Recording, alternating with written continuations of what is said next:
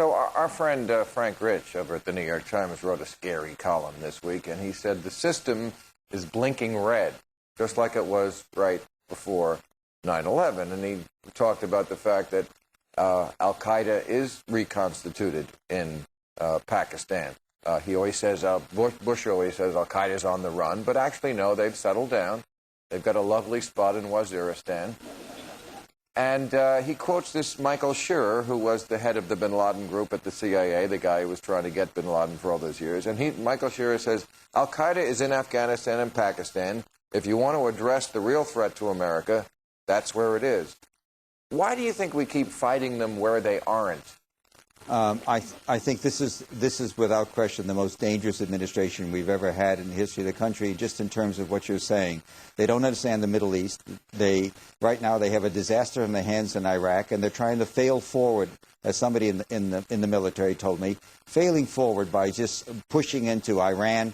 Maybe we'll bomb Iran, maybe we won't. But what they're doing is we're running clandestine covert operations with the help of the Saudis. In effect, we're outsourcing clandestine operations to the Saudi government, which is pretty amazing for an American government. We're outsourcing the most sensitive operations there are. We're not telling the Congress. We're disobeying the law. We're using money that isn't appropriated.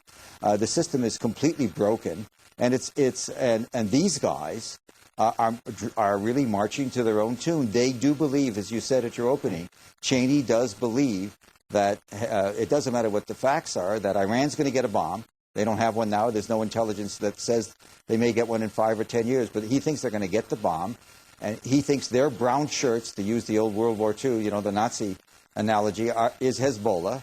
He thinks that Hezbollah has cells hidden, tucked away here in America. He believes that. I think the president does, but I know he does. I know that more or less firsthand. And I've been doing this for 5 years, since 9/11, no other story, and I do have some access. He believes that Hezbollah can... if Iran gets a bomb, they'll give it to Hezbollah. Hezbollah can get it to New York, Washington, L.A., or what you will, and poof. So in other words, the president and the vice president, they're not defending the Middle East. They're not defending Western Europe. In their own world, they believe they're defending us. And therefore, they're going to take the actions they think they have to do.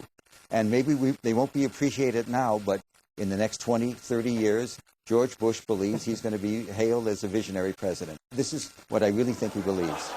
Well, I hope the next time I see you, we're both alive.